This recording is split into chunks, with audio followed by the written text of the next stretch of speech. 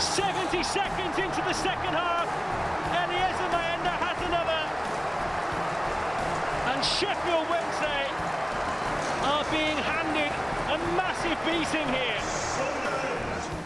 Well, Sunderland made it look easy today against Sheffield Wednesday at the Stadium of Light. 4-0 the final score. Great to have you with us. I'm Poppy Miller alongside Nigel Reo-Coker, Mike Grella and Tony Meola.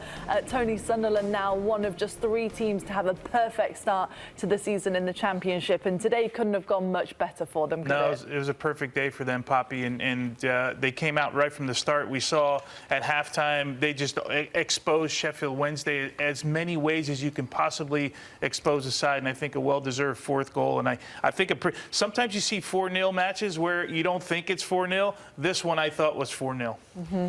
Yeah, Bannon, their best player on Sheffield Wednesday, so deep, suffocated, couldn't play. Too deep. They forced balls. Sunderland were so good, they forced balls into the midfield, straight balls, straight runs, no movement. They couldn't get out. And then at the end of the day, Roberts from the set pieces, Mayenda now, I'm sure he's going to be feet up on the couch watching his goals today with a beer in hand, having a good time. It was like that type of day. You play at home, the pitch looks beautiful, 4-0, easy game. Clark at the end of the day popping it around, nobody getting close to him. It was just a perfect match, dream scenario for all the Sunderland players. How did you celebrate your goals, Grella, on a day like this? Just like what I told you. He went in an ice bath. Just like I do. I saw it at TST, Poppy. Feet up. Beer in the hand, watching the match day or whatever they have on, watching our program and watching the goals back again. Did you say it doesn't matter what happens as long as I've scored a good goal like in TST? Well, probably that's how you get paid. You got to score goals if you want to get paid. So, yep. It was an all-round performance by Sunderland. You look at the set-piece goal as well. They did the same thing in the first game of the season. They dominated possession, and for them, they did what Plymouth Argyle didn't do in the first game, which was make Barry Bannon have to drop deeper. And it's a longer distance to make those penetrating passes that we saw him do earlier on. All-round performance, great. Got it right tactically.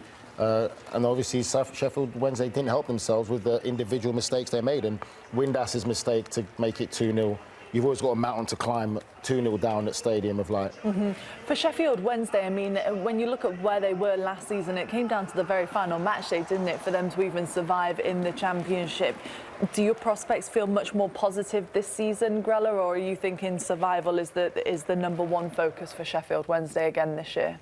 No, I think they'll be in the middle of the table from what I've seen through the first few matches. I mean, I think they have a lot of good things as well. There was Musaba, the left winger, who's fantastic on the left side of the field, who's so direct. I think I noticed also when they play, they have so many runners. Usually, this, though, is a sort of shot back to reality where away from home against a decent Sunderland side, they couldn't get their runs from midfield. They couldn't get out. They couldn't get into a rhythm. They couldn't access their top talents, and that's sort of why I think they'll end up in the middle of the table, because they'll have their really good days, and then they'll have days like this where the reality sets in. Well, my biggest worry for them is Barry Bannon. Everyone knows that Barry Bannon is the key man for Sheffield Wednesday, controls and dictates everything.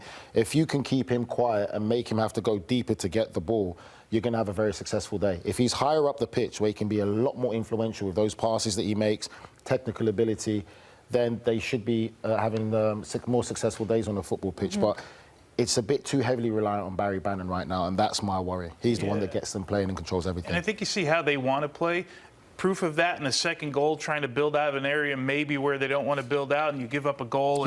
But you're seeing the ideas. So you just got to refine those ideas, because, as you know, when you go on the road, there's a way to play sometimes, especially in this league, right? When there's so much parity. And, Nigel, you keep going on about how you keep telling us any day the top team in the league can lose to the bottom team in the league. So then when you go on the road, you got to adjust things a little bit. And I don't think today they made any adjustments. And then they clearly have to be better on restarts, because, you know, even the first goal that they give up, and we'll see in the highlights, you got 3 attacking players at the back post, and these are things, these are not like tactical things. It doesn't mean you have to work any harder. You just got to think through the game a little bit more, and they made mistakes in those areas. And when you go to a place like this, you're down 2-0 so early. It's a tough hill to climb. Yeah, they were down 3-0 by half-time. Here's a look at the highlights then from Sunderland. Sheffield Wednesday, let's not forget as well, they absolutely thrashed Plymouth Argyle back on match match day one. They came crashing back to reality today, though, with this performance. 11 minutes in was when the first goal came for Sunderland. Yeah, and it's Sirkin's run there, completely unmarked in the back stick there, and it goes to Tony's point, sorting that out. That's not too tactical. It's who's picking up who. No one's picking him up. Comes in unmarked in the back post, heads it back across. And this one we're going to see now is just the straight ball up the field, and it's the flick that drives you crazy, but it's also straight ball, straight run, nowhere to go. They're not set up to play. Mayenda on the other side says thank you very much, and they'll show this view here, and you see how much of a gap there was. The two center backs come in, but they're dead in the water, and this finish ends up being relatively easy for him. Gets on the scoring sheet 16 minutes into this one. Yeah, and that was his first goal of the day here. Luke O'Nien gets the assist on that goal. He gets on the end of this one, maybe a gratuitous bounce right to him as he makes a run in.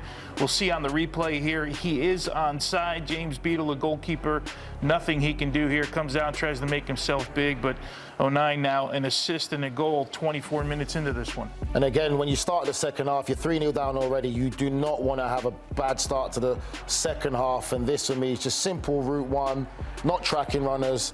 Mayenda comes completely unmarked again for a simple tap-in that even Grella could have scored that. Ching. Right Makes it 4-0. The goal bonus, as easy as you like. Some days are so good. Here's a look at the match stats then. As you can see, pretty even in terms of possession, but Sunderland 15 shots, 6 of which were on target. They scored 4 of them as well, and now comfortably look really well placed in terms of the table. Here is a look at it. 3 teams with a perfect record so far after 2 matches played. Burnley there at the top. Watford also with 6 points.